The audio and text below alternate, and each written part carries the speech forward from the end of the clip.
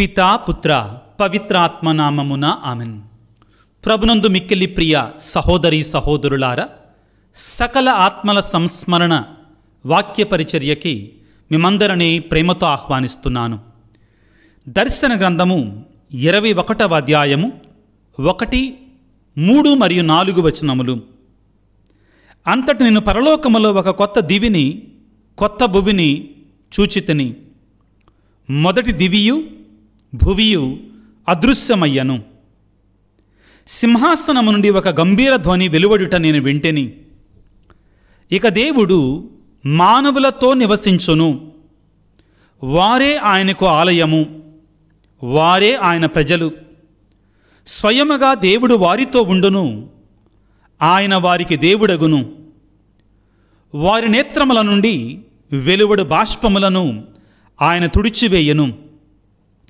ఇక మృత్యువు గాని, దుఃఖము గాని, ఏడ్పు గాని, బాధ గాని ఎంత మాత్రము ఉండబోదు.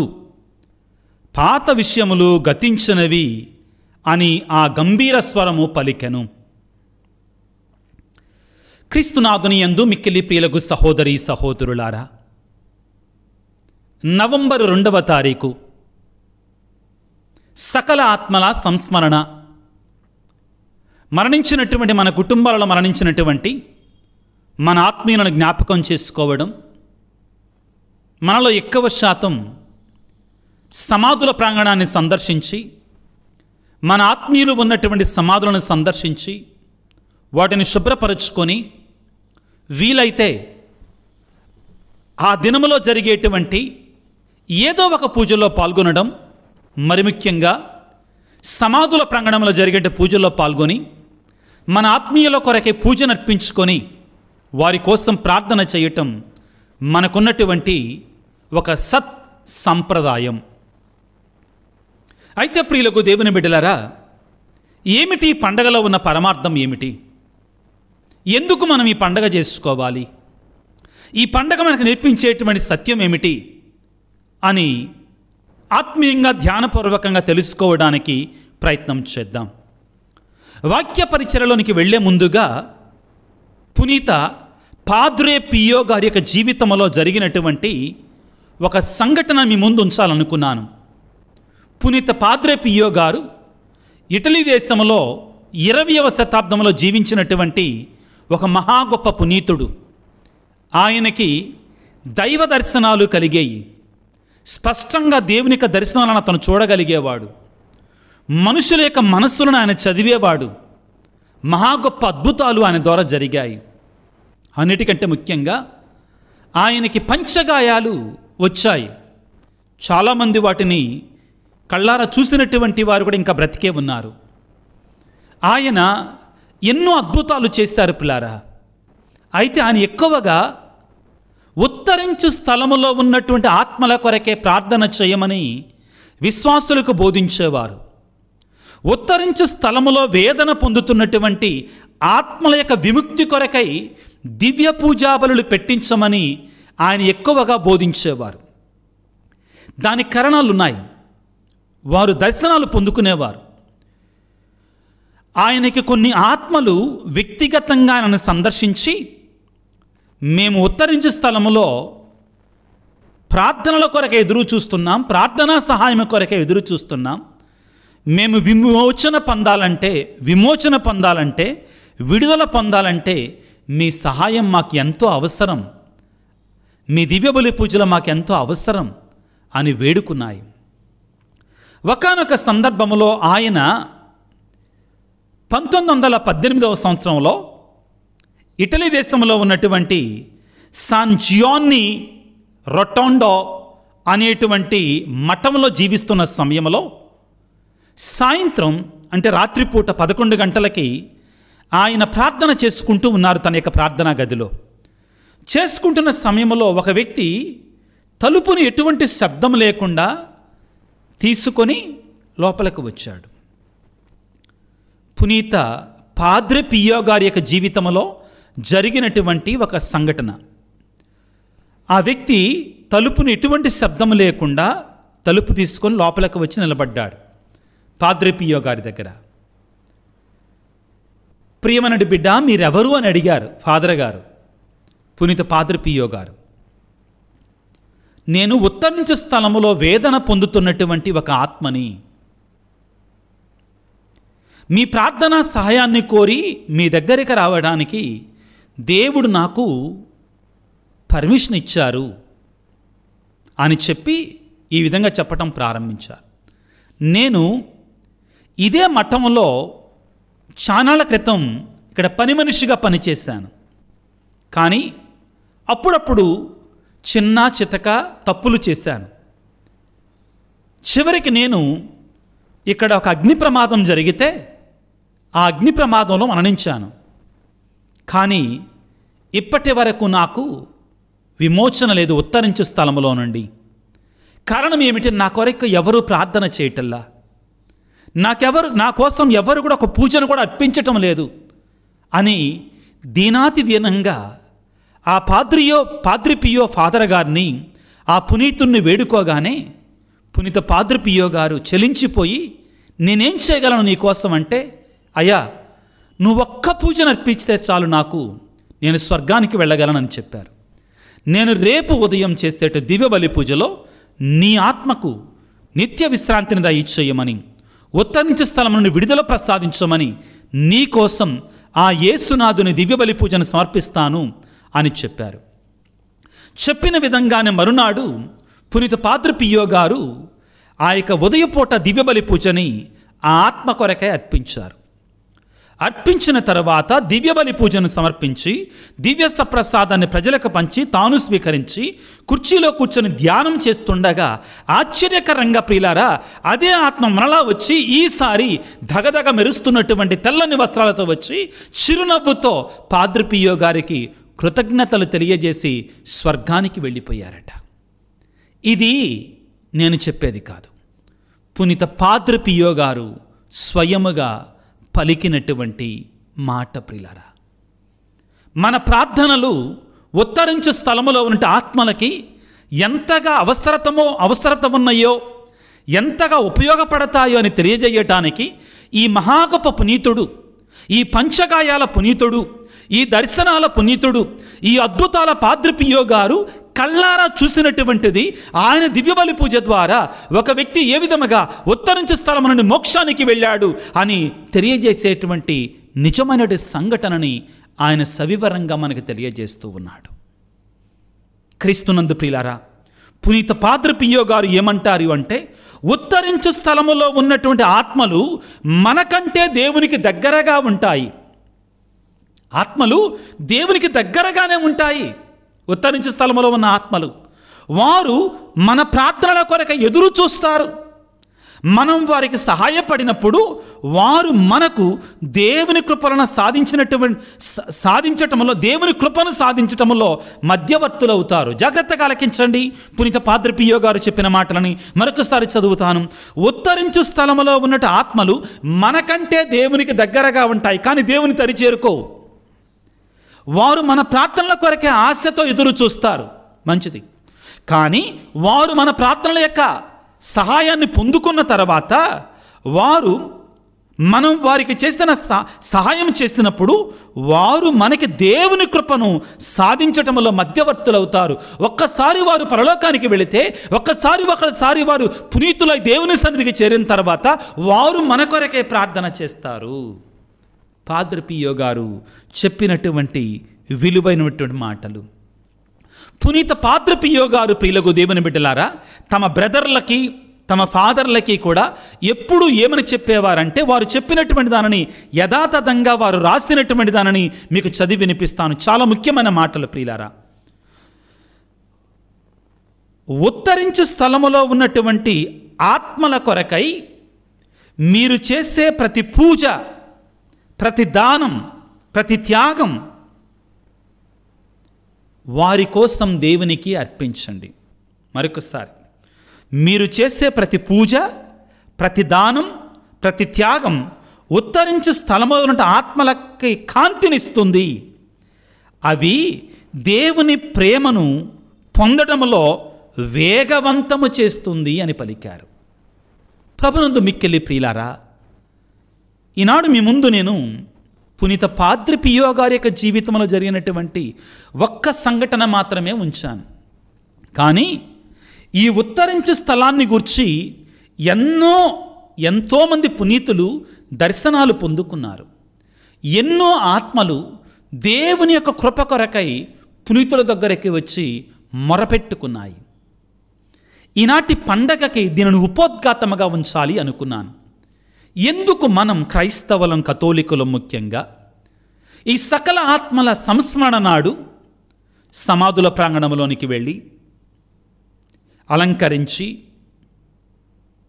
వారి కొరకే పూజలు అర్పించి ప్రార్థన చేసి వారిని స్మరించుకుంటాం. ఎందుకని? కారణం, ఈ పండగ యొక్క పరమార్థం ఏమిటి? అన్నిటికంటే మొట్టమొదటిగా ప్రియులరా, ఈ పండగ మన జ్ఞాపకం చేసేది ఏమిటి అంటే, ఇహలోక జీవితం శాశ్వతం కాదు. మరణించినట్టు మన ఆత్మీయులు, సమాధులలో ఉన్నట్టు మన ఆత్మీయులు ఈనాడు వారు మరణించారు. రేపటి రోజున మనము కూడా అదిగో ఆ సమాధులలోనే ఉంటాము. ఈ శరీరం అనేటువంటిది ఆ సమాధుల్లోనికి వెళ్ళిపోతుంది. మనం కూడా మరణిస్తాం ఒక రోజున. ఈ యొక్క జీవితం, ఇహలోక జీవితం శాశ్వతము కాదు అనే సత్యాన్ని మనకి నేర్పిస్తూ ఉన్నాయి.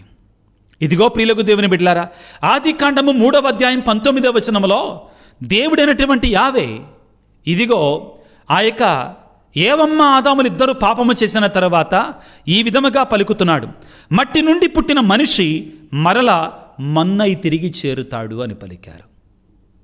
పాపము చేసిన తర్వాత ఏవమ్మ ఆదాములతో దేవుడు శిక్షను ఎరిగించిన తర్వాత, సాతానుతోటి పలికిన తర్వాత, నీవు ఇదిగో పొట్ట మీద పాకుదువుగా కాని పలికిన తర్వాత, మానవునితో ఏవమ్మ ఆదాముతో పలికిన మాటలు, నీవు మట్టి నుండి పుట్టిన మనిషివి కావున మరలా నువ్వు తిరిగి మన్నైపోతావు. ఈ మాటలను పిల్లరా మనం శ్రమల కాల ప్రారంభంగా విభూతి బుధవారం రోజున గురువు మన నసళ్ళ మీద విభూతిని అద్దుతూ పలికే మాటలు.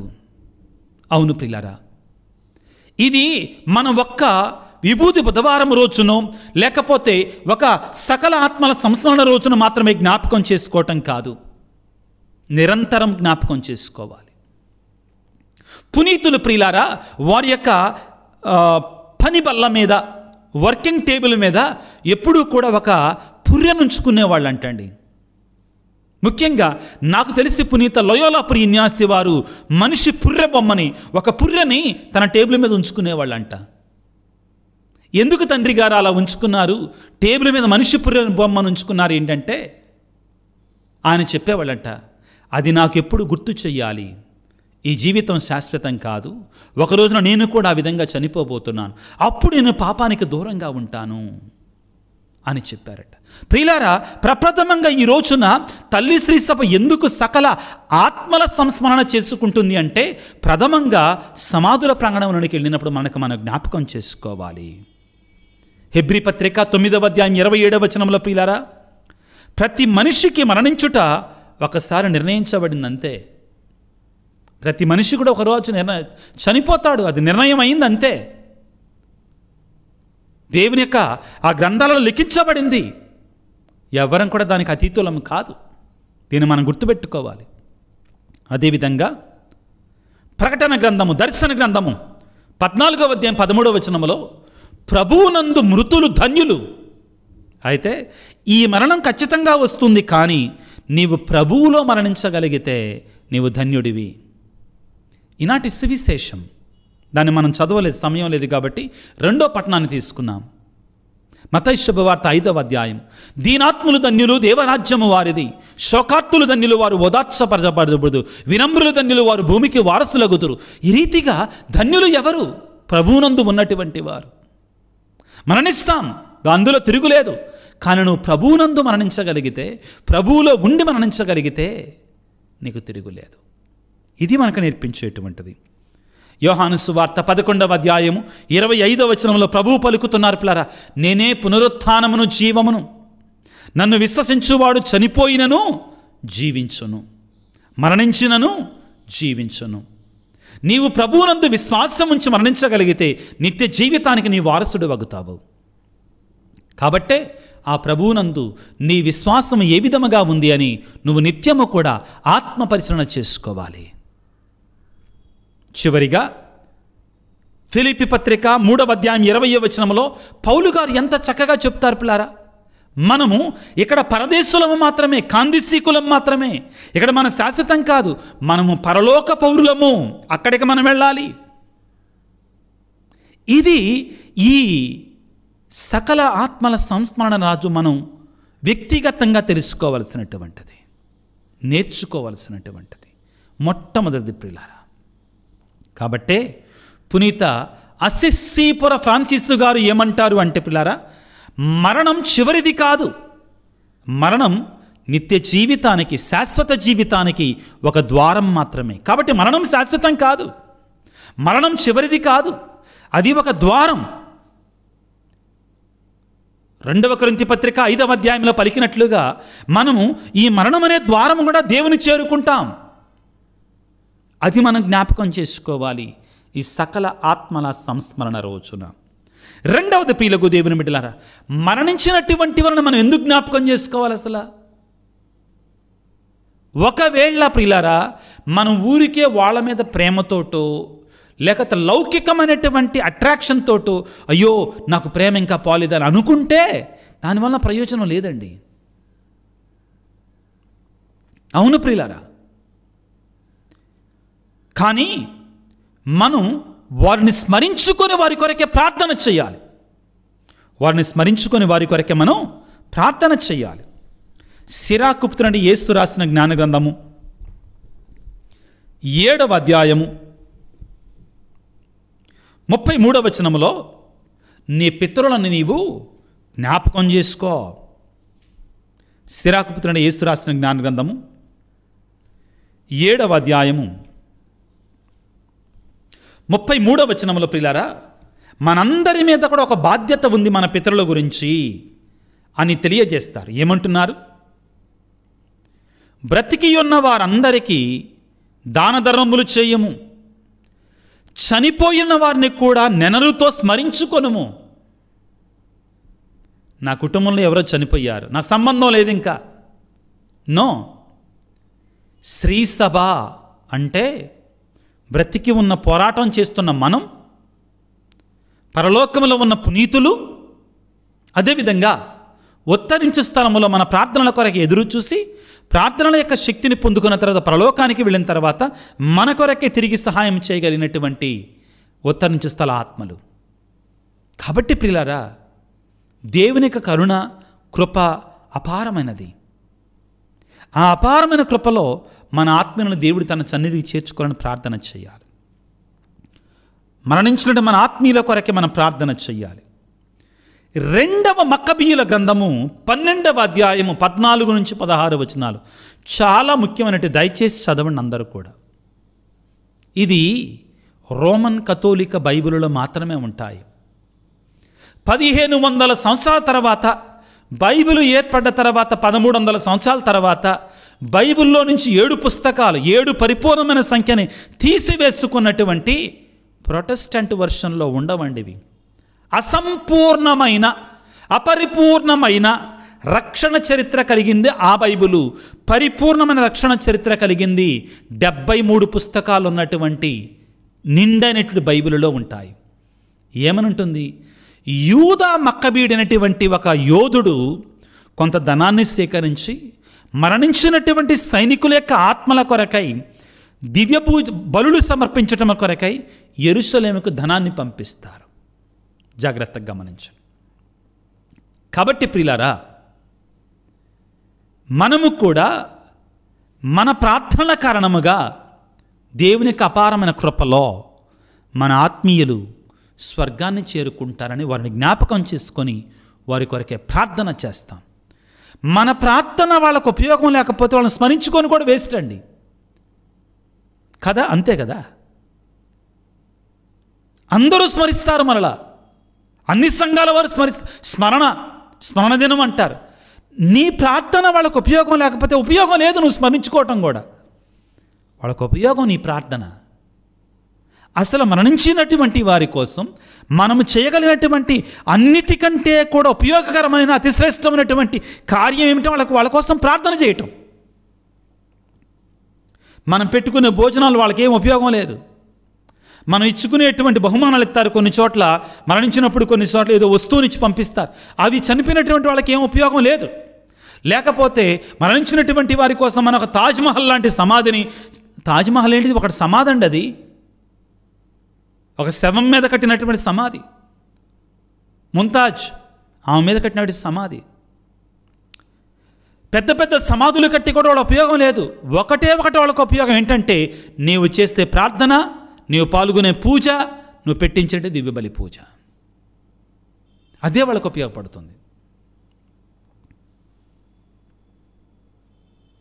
ప్రియులకు దేవుని బిడ్డలారా, 2వ మక్కబీయులు రాసినటువంటి గ్రంథములో 12వ అధ్యాయం 46 నుంచి 44 నుంచి 46 వరకు వచనములు. ఏ రీతిగానైతే యూదా మక్కబీయుడు మరణించినటువంటి ఆత్మల కొరకై ఏ విధముగా ఆయన పూజలు పెట్టించాడు, యెరూషలేములో ప్రార్థనలు చేయించాడు, అదే విధముగా మనము కూడా వ్యక్తిగతంగా ప్రార్థన చేయండి. మీరు కూడా కొన్నిసార్లు ఏం చేస్తారంటే ఒక పూజ పెట్టించా, నేను పూజలో పాల్గొనకపోయినా అయిపోయింది అనుకుంటారు. నో, మీరు వ్యక్తిగతంగా ఆ పూజలో పాల్గొవాలి. దయచేసి అర్థం చేసుకోండి. ఆ పూజలో పాల్గొని ప్రార్థన చేయండి. అప్పుడు ఆ పూజకి విలువ ఉంటుంది. ఆ పూజ ప్రతిఫలాన్ని మీ కుటుంబంలో మరణించినటువంటి వారికి ఉపయోగపడుతుంది. పునీత అగస్తీను గారు ఏమన్నారంటే, మన ప్రియుల కోసం చేసే ప్రార్థనలు దేవుని దయను వేగవంతం చేస్తాయి. ప్రియులారా, మరి ఈ పునీత అగస్తీను గారు ఇప్పుడు ఆయన కాదు కదా, మొదటి 3-4 శతాబ్దాల వ్యక్తి కదా. మరి ఆయన అప్పుడే చెప్పారు కదా, ఆత్మల కోసం ప్రార్థన చేయి. మనం మన ప్రియుల కోసం చేసే ప్రార్థనలు దేవుని యొక్క దయను వారిపైన వేగవంతం చేస్తాయి. ప్రేమ ఎప్పటికీ వారిని మరవనీయదు. నీకు వారి మీద ఉన్న ప్రేమని ప్రార్థనగా మార్చు. 3వది ప్రియులకు దేవుని బిడ్డలారా, ఉత్తరించు స్థలం అనేటువంటి ఒక స్థలం ఉంది. ఇది బైబిలు ఆధారమైనటువంటిది. ఇది బైబిలు ఆధారమైనటువంటిది. ఈ ఉత్తరించు స్థలం అనేటువంటిది ఆత్మలకి శాశ్వతంగా ఉండేది కాదండి. తాత్కాలికమైనటువంటి శుద్ధి స్థలము. మనలో ఎవ్వరూ కూడా అన్ని పుణ్యాలే, ఒక్క పాపం కూడా లేకుండా ఉండమండి, మరియ తల్లి యేసు ప్రభు తప్ప.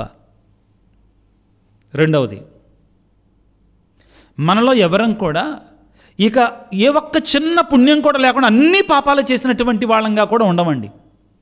కొన్ని మంచి చేస్తాం, కొన్ని చెడులు చేస్తాం.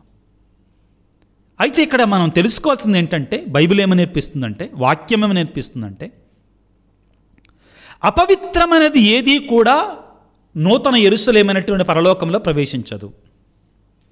అలాగని మనం ఏదో కొన్ని తప్పులు చేశాం కాబట్టి ఆ కొన్ని తప్పుల కారణంగా వెళ్ళిపోయిన నరకానికి అంటాడా దేవుడు? అంత కఠినుడా?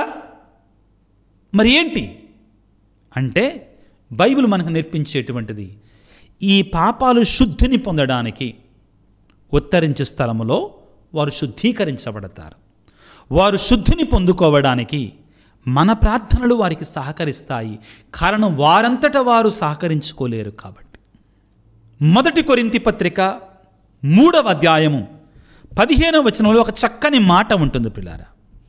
1 కొరింథీ పత్రిక 3వ అధ్యాయము 15వ వచనంలో ఈ శుద్ధీకరణ గురించి ఒక చక్కని మాటని పౌలు గారు పలుకుతారు.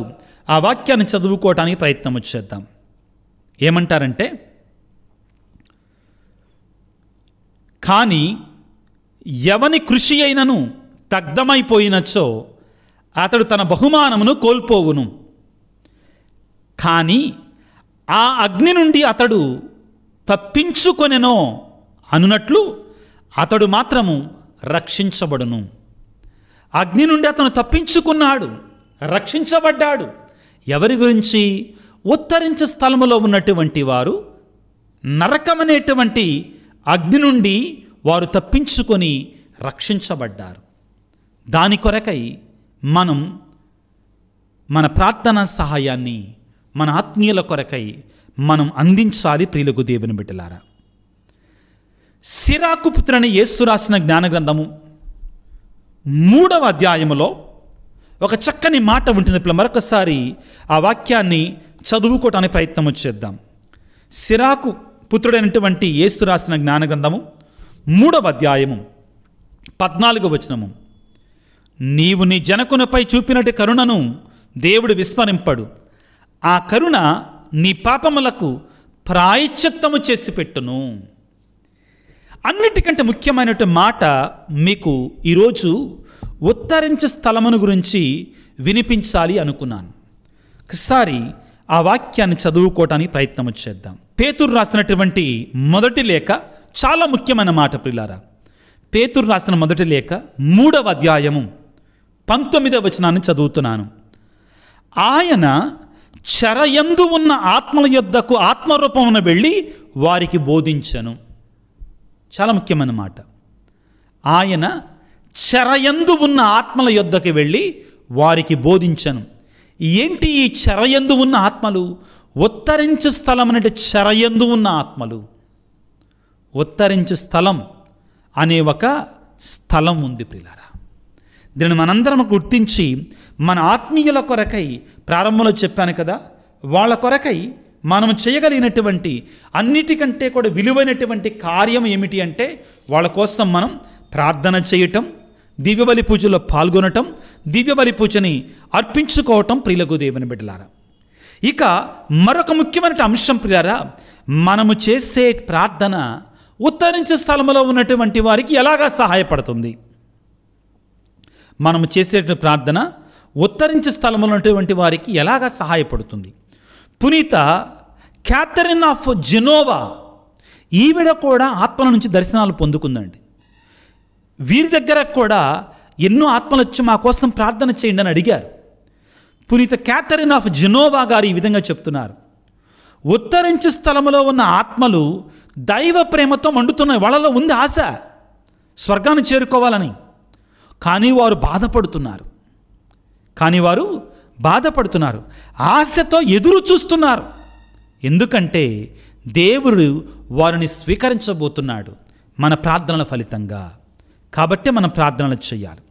ప్రియులకు దేవుని బిడ్డలారా, మన ప్రార్థన ఉత్తరించే స్థలంలో ఉన్నటువంటి వారికి ఏ విధముగా సహకరిస్తుంది అంటే ప్రియులారా, ఇదిగో యాకోబు పత్రికలో 5వ అధ్యాయం 16వ వచనంలో భక్తిమంతుడు నీతిమంతుని యొక్క ప్రార్థన మహాశక్తివంతమైనటువంటిది అంటారు. అది ఇహలోకములో ఉన్నటువంటి వారి కోసం మాత్రమే కాదండి, గమనించండి. ఇహలోకములో ఉన్నటువంటి వారికి మాత్రమే కాదు, మరణించినటువంటి వారికి కూడా పిల్లారు. తోబీతు గ్రంథంలో మరొక మంచి మాట ఉందండి. తోబీతు గ్రంథము 12వ అధ్యాయం 9వ వచనంలో మరణించినటువంటి వారి కోసం ధర్మకార్యము చేయువాడు దయగలిగినటువంటి వాడిగా పరిగణించబడతాడు. మరణించినటువంటి వారి కోసం ధర్మకార్యము చేయువాడు దయగలిగినటువంటి వాడిగా పరిగణించబడతాడు. మనం ఎప్పుడైతే మరణించినటువంటి వారి కొరకే ప్రార్థన చేస్తామో మనల్ని దేవుడు దయగలిగినటువంటి వారిగా పరిగణిస్తారు. కారణం ఆ ప్రార్థన మరణించి ఉత్తరించే స్థలంలో ఉన్నటువంటి వారికి సహాయం చేస్తుంది. కాబట్టి ప్రియులారా, చివరిగా ఈనాటి పండగ మనకి వ్యక్తిగతంగా మనకేమి నేర్పిస్తుంది అంటే, ప్రియమైన బిడ్డ, నీ జీవితం ఏ విధంగా ఉందో ఆత్మపరిశీలన చేసుకొని హృదయ పరివర్తన చెందు. నీ జీవితాన్ని సరిచేసుకో. మన మరణం అనేటువంటిది ఎప్పుడు ఎక్కడ ఎలా చెప్పిరాదు, చెప్పిపోదు. కాబట్టి నేను చేయాల్సింది దినదినము కూడా మన హృదయాలను శుద్ధి చేసుకొని పవిత్రమైన జీవితాలు జీవిస్తూ ప్రభు రాకడ కొరకై ఎదురు చూడటమే. ఇదిగో మత్తయి శుభవార్త 4వ అధ్యాయం 17వ వచనంలో చెప్పినట్లుగా హృదయ పరివర్తన చెందుడు, పరలోక రాజ్యము సమీపించినది. మనము హృదయ పరివర్తన చెంది ప్రభువు రాకడ కొరకై మనం సిద్ధపడి ఉండాలి. మన దీపాలను వెలుగుచుండ నిండాలి. మత్తయి శుభవార్త 25వ అధ్యాయంలో 10 మంది కన్యలలో 5గురు ఏ విధముగా సిద్ధపడినటువంటి వెలుగుచున్న కాకడాలతో సిద్ధంగా ఉన్నారో మనము కూడా అదే విధంగా సిద్ధంగా ఉండాలి. లూకా సువార్త 12:35 చెప్పినట్లుగా ప్రియులారా, మీరు ఎల్లప్పుడూ సిద్ధముగా ఉండండి, ప్రభువు రాకడ త్వరలోనే ఉంది. పాపములో మందమతులుగా ఉండకండి. సకల ఆత్మలను స్మరించుకుంటున్న సమయంలో బిడ్డలారా, ఆత్మ పరిశీలన చేసుకొని నువ్వు ఏ విధంగా ఉన్నావు, నీ జీవితం ఏ విధంగా ఉంది, నీవు కూడా ఒకరోజు మరణించబోతున్నావు అనే సత్యాన్ని నీవు మరిచిపోకూడదు. ప్రియులారా, పునీత అగుస్తీను గారి యొక్క తల్లి మోనికమ్మ గారు చనిపోతూ తన కుమారుని ఒక కోరిక కోరుకుంది. ఏంటిదో తెలుసా? కుమారుడా, నేను మరణించిన తర్వాత నా కోసం ఒకే ఒక కోరిక కోరుకుంటున్నాను. నాకు ఒకటే ఒక కార్యం చేయి. ఏమిటి అంటే, నీ పూజలో నా ఆత్మ కోసం ప్రార్థన చేయి, అది చాలు, నాకింకేం వద్దు. పునీత మోనికమ్మ గారు, పునీత అగుస్తీని గారు ఎప్పుడు ఇది 3-4 శతాబ్దాలలో. ప్రియులారా, పునీత మోనికమ్మ గారు గురువైనటువంటి తన కుమారుని కోరుకున్నటువంటి ఒకే ఒక కోరిక మరణిస్తూ, ప్రియులారా, ఏమిటి అంటే, కుమారా, నా కొరకు నేను ఒకే ఒక కోరిక కోరుతున్నాను. ఏమిటి అంటే, నేను మరణించిన తర్వాత నీ పూజలో నన్ను జ్ఞాపకం చేసుకో, నా ఆత్మ కోసం ప్రార్థన చేయి.